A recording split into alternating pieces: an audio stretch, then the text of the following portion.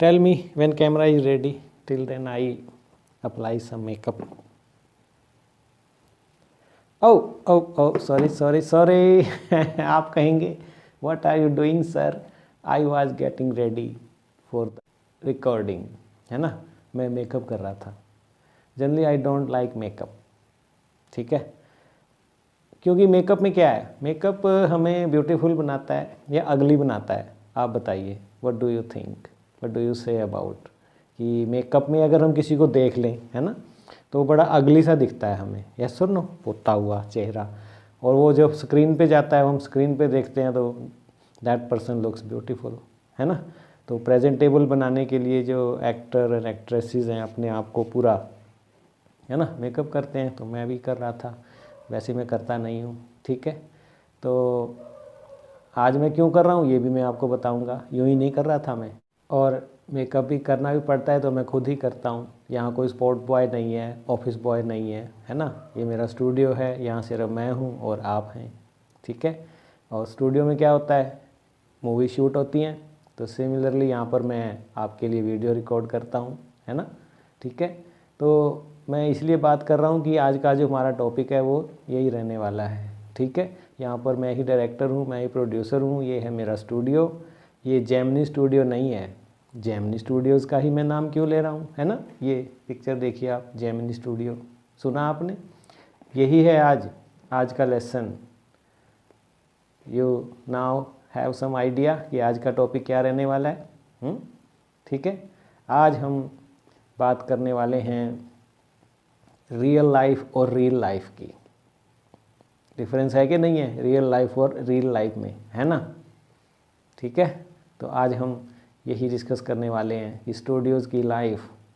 अगर कोई एक आदमी जिसने 10 इयर्स एक स्टूडियो में लगाए हों और उसने वहाँ जो ऑब्ज़र्व किया हो, तो क्या उसने ऑब्ज़र्व किया होगा, और वो स्टूडियो है जेमिनी स्टूडियोज़, ठीक है. Spotlights, mirrors all around, wow, है ना.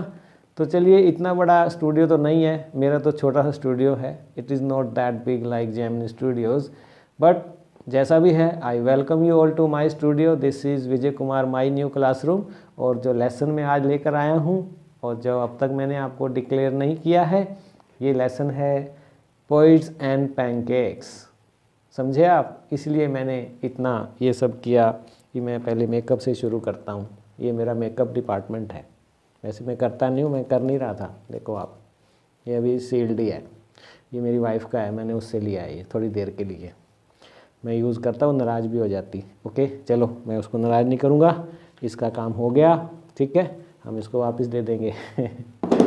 ओके, तो आई वेलकम यू ऑल. और जो लेसन मैंने आपको बताया, poets and pancakes, your lesson 6 10+2 class flamingo, ठीक है. तो हम आज जो बात करेंगे, इस टाइटल को ही ले लो आप, कितना अजीब सा टाइटल रखा है, poets and pancakes. Poets and pancakes, ये क्या होगा इसके अंदर, any guess. Poets and pancakes, title से ही लगता है कि ये तो कोई, पैनकेक्स जरूर एक नया वर्ड है ना. तो एवरीडे इवेंट्स जो हैं, जो स्टूडियो में होता है, या जो पर्सनैलिटीज़ हैं इन फिल्म कंपनी, पोइट्स हैं, राइटर्स हैं, है ना, और जो भी लोग वहाँ पर विजिट करते हैं इन फिल्म कंपनी एनवायरनमेंट, है ना. तो यहाँ पर जो है राइटर हमें एक उनका, he is giving us here an account of Gemini Studios days, है ना. जेमिनी स्टूडियो, ये आप देख सकते हैं. ये जब फिल्में हम छोटे हुआ करते थे, देखा करते थे, जेमिनी स्टूडियो के बैनर तले बनती थी. ये चेन्नई में है, ठीक है. तो इसके स्टूडियो, इसके बैनर के नीचे जो फिल्में बनी, सबसे पहले जब स्टार्ट होती थी तो ऐसे 2 बॉय जो हैं तूती बजाते हुए, है ना, वो आते थे. आपको याद होगा, आपको याद नहीं है, लेकिन मैं जब छोटा था, एवरी सैटरडे और संडे को जो है एक मूवी आती थी, पुरानी फिल्में. तो मुझे याद है मिस्टर संपत, ये आप देख सकते हैं, ये जेमिनी स्टूडियोज़ की है ना. वैसे तो वो दक्षिणी भाषाओं की तमिल में है, लेकिन हिंदी मूवीज़ भी उन्होंने बनाई हैं, जो कि औरत है, या इंसानियत है शशि कपूर की, घराना है, ये आप देख सकते हैं राजेंद्र कुमार की, है ना, 3 बहू रानियाँ हैं, है ना, पैगाम है. तो ये सब जो है जेमिनी स्टूडियो में मूवीज़ हैं उनकी बड़ी हिट रही थी अपने समय में। तो जेमिनी स्टूडियोज़ और जिसने 10 years who observed the Tamil filmdom, है ना, इंटरेक्शन अपना जो डाला, और वो राइटर जो मैं बताना चाहूँगा पोएट्स एंड पैनकेक्स के, आपकी बुक में भी आप देख सकते हैं, ही इज़ अशोका मित्रन। अशोका मित्रन, ये फ़ोटो आप देख सकते हैं। और ये इनका असली नाम तो नहीं है, क्योंकि जो एक्टर एक्ट्रेसेस होते हैं, है ना, ऐसे ही जो ये राइटर हैं उनके ये पेन नेम होते हैं। फिल्म इंडस्ट्री में आने के बाद रियल नेम जो था इनका अशोका मित्रन नहीं था, ये तो उन्होंने बाद में रखा। इनका रियल नेम जो था जगादिसा थैगा राजन था, ठीक है। और वे नॉवलिस्ट रहे हैं। ही वाज रिनाउंड नॉवलिस्ट, और हम कहें कि most influential figure in Tamil literature, तो ये बिल्कुल भी अतिशयोक्ति नहीं होगी, एग्जेजरेशन नहीं होगा। तो ही वाज ग्रेट। मैं उनके बारे में और भी आपको बताऊं, अशोका मित्रन की राइटर के बारे में बताऊं आपको, तो he was born in Secunderabad, Andhra Pradesh on September 22, 1931, ठीक है। तो वहाँ पर वो 20 years तक रहे अपने सिकंदराबाद में, है ना। Then at the age of 20 years when he was, उसके फादर जो थे पास्ड अवे, तो ही मूव्ड चेन्नई। अशोका मित्रा जी चेन्नई आ गए, और वहाँ पर आने के लिए जो है उनको इनविटेशन दिया था एस.एस. वासन ने। ये आप पिक्चर देख सकते हैं, एस.एस. वासन, ठीक है, सुब्रमण्यम श्रीनिवासन, जिसको हम शॉर्ट में एस.एस. वासन कह रहे हैं। ये स्टाम्प भी जारी हुआ है उनके नाम पर, ठीक है। तो उन्होंने कहा कि आप जेमिनी स्टूडियो आ जाइए, यहाँ पर काम है। तो वो वहाँ आ गए चेन्नई में, और जेमिनी स्टूडियोज़ उन्होंने ज्वाइन कर लिया। और 10 years तक he worked in Gemini studios there, है ना। और फिर उसने जो 10 years में जो भी पर्सनल और प्रोफेशनल एक्सपीरियंसेस किए वाइल इन जेमिनी स्टूडियोज़, है ना, तो उन्हें लिखना भी शुरू किया in a set of columns for Illustrated Weekly of India magazine में, है ना। तो दीज कॉलम्स जो हैं, बाद में जब ये सारा उसने एक कलेक्शन बनाया, है ना, letter became my years with boss, ये बुक थी उनकी लिखी हुई। देख रहे हैं आप, ये बुक अशोका मित्रन ने लिखी थी, जो 10 year का उसका रहा पीरियड जो जेमिनी स्टूडियोज़ में बिताया उन्होंने एस.एस. वासन के साथ, इसलिए उन्होंने टाइटल भी दिया माई ईयर्स विद बॉस। और इसको दूसरे नामों से भी हम जानते हैं, इस बुक को 14 years विद बॉस भी कहते हैं हम, ये भी आप देख सकते हैं। We call it 14 years with boss also. तो इसमें जो है दिखाया है कि उसका वहाँ रहते हुए his interaction with Tamil filmdom, है ना, इज़ इन देयर, है ना, and which is very interesting to read, है ना। तो ऐसा नहीं है कि वो 10 साल से ज़्यादा नहीं वो रहे, उन्होंने वो छोड़ दिया 1966 में उन्होंने, है ना, आफ्टर 10 years गिविंग हिज, है ना। तो उनकी जो कंसाइंस थी वो अलाउ नहीं कर रही थी कि ही शुड कंटिन्यू देयर। वो कहते थे कि that he should not continue with A system which had built in inequalities, ये कहकर उन्होंने जो है उसको छोड़ा था, है ना। तो अगर हम बात करें as a writer Ashoka Mitran की, तो वे शॉर्ट स्टोरीज़ बड़ी इंटरेस्टिंग लिखी हैं उन्होंने, लगभग 200 इन नंबर, है ना।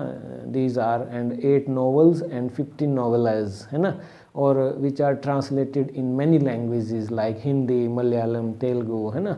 तो अन्य भारतीय भाषाओं में भी उनका अनुवाद हुआ। तो जब उन्होंने, क्योंकि 1966 में जब जेमिनी स्टूडियोज़ को छोड़ा, क्विट किया, तो वहाँ से फिर वो फुल टाइम जो राइटर बने, और उन्होंने अपना नाम भी जो है अशोका मित्रन रख दिया। यहाँ से जो है उनका नाम पड़ा था। फिर वो राइटर बने तो 1973 में जो है यूनिवर्सिटी ऑफ लोआ यूएस में गए, इंटरनेशनल राइटिंग प्रोग्राम में, है ना। तो वहाँ पर उन्हें रिकॉग्निशन मिला। इन 90s जो हैं, सबको जब पता लगा वर्ल्ड को, वेस्टर्न वर्ल्ड को, his works were translated in English, है ना, then and was well known in India. ये हम वही कहेंगे कि मिस फॉर्चून है हमारे लिटरेचर का, कि भारतीय भाषाओं में बहुत अच्छा हमारे राइटर लिखते हैं, लेकिन वो रिकॉग्निशन नहीं मिलता। लेकिन जब यूरोपियन कंट्रीज़ में जाते हैं वहाँ पर उन्हें रिकॉग्निशन मिलता है, इंग्लिश में उन्हीं का वर्क ट्रांसलेट होता है और फिर इंडिया आता है, फिर जाके हमारे हिंदुस्तान में पता लगता है कि इतने ग्रेट राइटर भी हमारे यहाँ। अब वो तमिल में लिखते थे, तो बाद में उन्हें 1980s से जो है रिकॉग्निशन मिलना शुरू हुआ और उनके सारे जो हैं क्रिएशंस जो हैं, जितने भी लिटरेरी वर्क था हिंदी इंग्लिश में ट्रांसलेट हुआ, है ना। और स्टाइल की हम बात करें अशोकामित्रन के कि तो बड़ी सिंपलिसिटी है। आप पढ़ के देखिए इस लेसन को, it's a very big lesson. अगर आप कहेंगे तो मैं लाइन टू लाइन भी इसे ले आऊँगा, ठीक है। तो क्लैरिटी ऑफ थॉट की बात करें हम, उसमें होती है। ह्यूमर भी वो डालते हैं, ह्यूमर एलिमेंट यहाँ पर भी देखिए आप। पहले तो आप टाइटल ही देख लीजिए, पोइट्स एंड पैनकेक्स। पहले तो स्टूडेंट्स यूं ही चकरा जाएंगे, what is this lesson, what is in it, है ना। वैसे तो टाइटल से ही हमें पता लग जाता है, लेकिन यहाँ पर पोइट्स एंड पैनकेक्स, है ना। तो ये एक तरह से उसने चकरा दिया सबको, है ना। तो और वो ये भी कहते हैं इसमें कि मेकअप रूम जो है उसका काम होता था कि मेक्स अगली। ये देखिए आप, इतना हम पैनकेक्स जो एक ब्रांड था उस समय, है ना, वो यूज़ किया जाता था। तो मैं अभी ह्यूमरस एलिमेंट्स की बात कर रहा हूँ इस जो उसकी बुक में लिखा, और ये एग्जर्प्ट है जिसका। और वो ये भी कहते हैं कि जो चीफ होता था, मेकअप मैन जो था, है ना, वो जो था हीरो को अगली बनाता था, है ना, हीरो और हीरोइंस को, ठीक है ना। इसी तरह आगे हायरार्की थी पूरी। तो वो उसको ये नहीं कहता कि वो उसको ब्यूटीफाई करते थे, मेकअप करते थे, वो अगली वर्ड यूज़ करता है यहाँ पर। देखिए आप, लेसन में आएगा, मैं आपको बताऊँगा। एंड मोरल रीआर्मामेंट आर्मी जो आई वहाँ पर, स्टीफन स्पेंडर आए, है ना। तो वो भी बड़ा एक कॉमिक सिचुएशन बनी जेमिनी स्टूडियोज़ में। तो वो भी ह्यूमरस है ना, कि स्टीफन स्पेंडर की स्पीच को कोई समझा ही नहीं, 1 घंटा वो बोलता रहा, है ना। और ये भी उन्हें दिया ह्यूमर कि Gemini studios had nothing to do with communism, लेकिन फिर भी उन्हें 200 पर्सन्स को जो है कम्युनिज़म पर एंटरटेन करना पड़ा। तो ये भी एक तरह से ह्यूमर सिचुएशन ही है। तो इस तरह से उसने इस लेसन के अंदर जो है अशोकामित्रा ने अपने पर्सनल एक्सपीरियंस ही जो है शेयर किए हैं।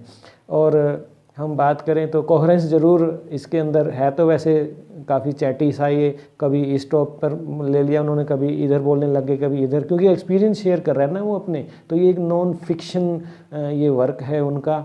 और अवार्ड्स की हम बात करें अगर अशोकामित्रन के काम को, तो तमिलनाडु अवार्ड थ्राइस उन्हें मिला। 1996 में साहित्य अकादमी अवार्ड मिला उन्हें, है ना। उनके वर्क्स की बात करें तो एम्बिन पैरिसू 1953 में उन्होंने लिखा। और मानसरोवर, ये फ़ोटो भी आप देख सकते हैं, मानसरोवर उन्होंने लिखा।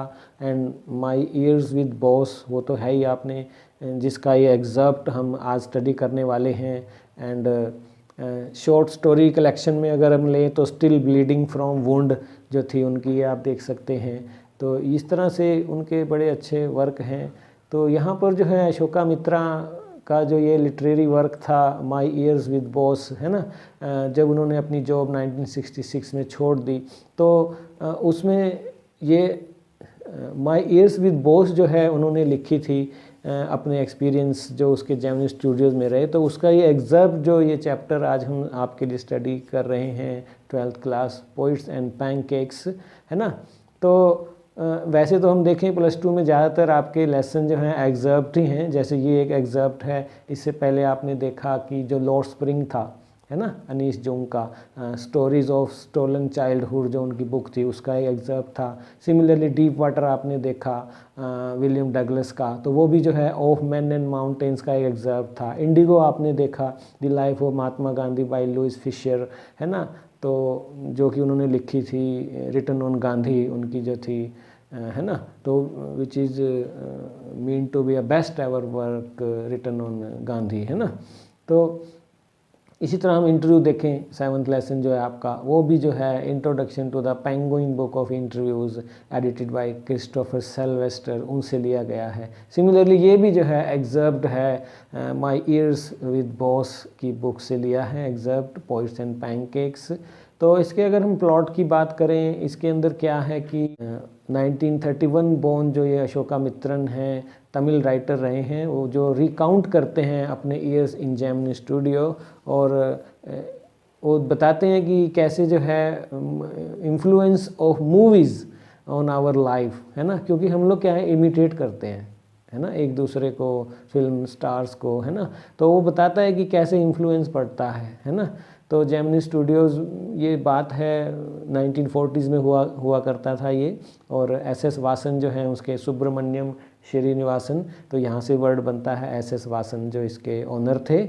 और यहाँ पर हम बात करें उसकी काम क्या करते थे वहाँ पर, अशोका मित्रा को क्या जॉब दी गई जब 20 ईयर्स पर एस वासन ने उनको इनवाइट किया कि आप जेमिनी स्टूडियोज़ में आइए, क्योंकि उनके फादर अब नहीं रहे थे, तो ही had to do some work, तो वो चेन्नई आए। तो वहाँ पर उनकी जॉब स्टूडियो में फर्स्ट ऑफ ऑल जो मिली, his job was to cut newspaper clippings on wide varieties of subjects, है ना।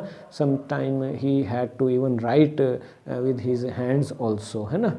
तो उसका काम था कि डिफरेंट विषयों पर, क्योंकि स्टूडियो है, स्टोरी राइटिंग में काम आता है, मटेरियल जितना मिल जाए कहीं से, सीम्ड टू बी इनसिग्निफिकेंट जो भी उसको देखता था, है ना। बट एक बात थी कि he was well inform person in Gemini Studios, क्योंकि उसका काम ही ऐसा था, है ना। तो जब वो सब्जेक्ट पर अलग अलग क्लिपिंग काटता था तो नॉलेज होती है, तो ही वाज वेल इन्फॉर्म्ड इन, है ना। और यहाँ पर वो बताता है कि जो अपना एक्सपीरियंस उसने देखा, ऑब्ज़र्व किया अपनी आइज़ से उसने जेमिनी स्टूडियोज़ को, तो उस पर उसने बुक लिखी है कि ह्यूमन फोइबल्स जो हैं, फ्लाज हैं, डिफेक्ट्स जो हैं, वीक पार्ट्स ऑफ करेक्टर जो है, वो सबका बताता है कि उसने जो सुबह से मिला, ऑफिस बॉय से मिला, है ना, बॉस के बारे में, अपने बारे में, मेकअप डिपार्टमेंट के बारे में। तो ऐसा भी नहीं है कि एक कहानी है ये कोई, है ना, तो एक चैटी सा रैम्बलिंग स्टाइल, कभी इधर की कभी उधर की, फिर वो ध्यान आया उसके बारे में बोल दिया, है ना। तो आप देखेंगे कि कैसे one thought leads to another, है ना, now here now there, transition from one idea, है ना, लाइक पैनकेक पे बोल रहे हैं। पैनकेक जो था उस समय का फेमस मेकअप ब्रांड था, है ना। ट्रक लोड्स आते थे स्टूडियो के लिए, क्योंकि सैकड़ों वहाँ आर्टिस्ट होते थे, है ना। तो मेकअप डिपार्टमेंट के बारे में बात करता है, कभी स्टूडियो के बारे में, कभी ऑफिस बॉय के बारे में, सुब्बू के बारे में, एक लीगल एडवाइज़र था जो नाम का ही था, फिर उसके बारे में याद करता है, अपने बारे में बोलता है, उसकी जॉब जो थी, स्टीफन स्पेंडर की विजिट उसने एक बार इसमें बताई है कि वो आए एक बार, जो इंग्लिश पोइट थे, है ना। तो इस तरह से थीमेटिक कोहेरेंस भी है एक तरह से, क्योंकि बात तो वो स्टूडियो के अपने एक्सपीरियंस की ही कर रहा है ना। तो जैसे मैंने आपको बताया ही है, ह्यूमर अच्छा यूज़ किया है इसके अंदर।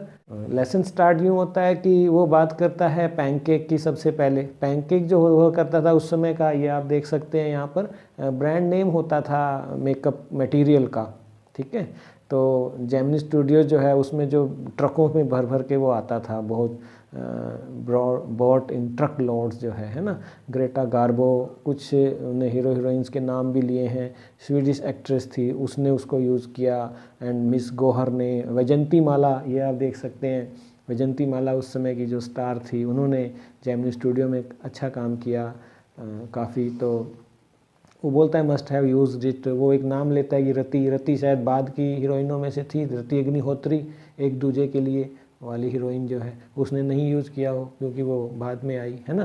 तो इस तरह से वो फिर टर्न हो जाता है, मेकअप डिपार्टमेंट की बात करने लगता है। पर वो बताता है कि मेकअप डिपार्टमेंट कैसे जो है अपस्टेयर्स हुआ करता था, है ना। और था क्या, वो दरअसल रॉबर्ट क्लाइव जो हुए थे, है ना, उनका जो एक है स्टेबल्स था, वो था, मेकअप डिपार्टमेंट था, मेकअप रूम था, वो बिल्कुल एक हेयर कटिंग सैलून की तरह था वो, है ना, जो जिसमें लाइट जो है ऑल एंगल से आया करती थी, और जिसमें जो है हाफ डजन मिरर्स जो हैं लगे हुए थे, है ना। और फ्री मिजरी था वो फॉर एक्टर्स के लिए। ये क्वेश्चन भी आ जाता है कि कैसे, तो आप सोच सकते हैं कि जहाँ पर इनकैंडेसेंट लाइट्स लगी हों, मिरर्स लगे हों, तो कितना हीट होता होगा। तो एक तरह से वो बॉइलिंग एग की तरह वहाँ लगता होगा। तो इसीलिए उसने बताया कि वो हीरो हीरोइन के लिए जो था फ्री मिजरी था। ये क्वेश्चन आता है इसमें। और वो जो मेकअप डिपार्टमेंट में बात करता है कि कौन कौन लोग थे वहाँ पर, तो that was first, it was headed by Bengali, है ना, आर्टिस्ट, देन महाराष्ट्रियन थे, और he was assisted by Dharwad Kannadiga था एक वहाँ, वो हेल्प करता था, धारवाड़ से था। और मद्रास इंडियन क्रिश्चियन था एक वहाँ, एक एंग्लो बर्मीज़ थे वहाँ, और लोकल तमिल्स थे। तो वो बताता है कि कैसे हमारा स्टूडियो जेमिनी स्टूडियो जो था एक मिनी इंडिया का जो है, एक तरह से लगता था हमें मिनी इंडिया, क्योंकि हर प्रांत हर स्टेट से वहाँ लोग आते थे। है ना। तो एक तरह से वो बताता है कि नेशनल इंटीग्रेशन का काम हमारा स्टूडियो कर रहा था। तो ये क्वेश्चन भी आता है एग्ज़ाम्स में कि कैसे राइटर कहता है कि हमारा स्टूडियो, तो आप लिखिए कि उसमें अलग अलग स्टेट से लोग काम करते थे, है ना। तो एक तरह से नेशनल इंटीग्रेशन का काम AIR ऑल इंडिया रेडियो जब बना या दूरदर्शन जब बना 96 से 1959 में, ये दो इंस्टीट्यूशन आए, तो उससे पहले ही जेमिनी स्टूडियो एक तरह से नेशनल इंटीग्रेशन का काम कर रहा था ना। और वो बताता है कि कैसे जो मेकअप डिपार्टमेंट में क्या हुआ करता था, टर्निंग हीरो हीरोइंस को इनटू डिसेंट लोगों को जो है मॉन्स्टर में बदला जाता था विद पैनकेक। ये आप देख सकते हैं, इस तरह से भूत से वो लगते थे, लेकिन स्क्रीन पे तो हमें अच्छे लगते हैं वो, है ना। और भी पता नहीं वो बोलता है क्या क्या यूज़ करते हैं, पोशन एंड लोशन उसने वर्ड यूज़ किया है पैनकेक के साथ साथ, है ना, कई तरह की, है ना। आई डोंट नो क्या क्या क्या करते हैं मेकअप में। आइडिया वाज कि टू लुक अगली, है ना, to look good, presentable in movie. Ugly इसलिए बनाओ ताकि प्रेजेंटेबल रहे, स्क्रीन पर वो अच्छा लगे, इसलिए वो ऐसा करते थे, है ना। क्योंकि उन दिनों जो था, ज़्यादातर ये भी बता रहे हैं कि शूटिंग्स जो हुआ करती थी वो इंडोर ही होती थी 95%, सिर्फ 5% बताता है कि शूटिंग जो है आउटडोर्स हुआ करती थी, है ना। और वो बताता है, याद करता है, मेकअप डिपार्टमेंट में स्ट्रिक्ट हायरार्की होती थी। हायरार्की आप जानते हैं, है ना। तो हायर रैंक जो है, हायर रैंक को मेकअप करेगा, उसके बाद लोअर, फिर जो क्राउड प्लेयर्स जो हैं, है ना। तो मैं एक बार बता देता हूँ आपको, स्ट्रिक्ट हायरार्की जो है वहाँ हुआ करती थी। जो चीफ मेकअप मैन है वो चीफ एक्टर और एक्ट्रेसेस को अगली बनाता था। अगली वर्ड यूज़ किया है उसने, ये ह्यूमर डाल रहा है वो, है ना।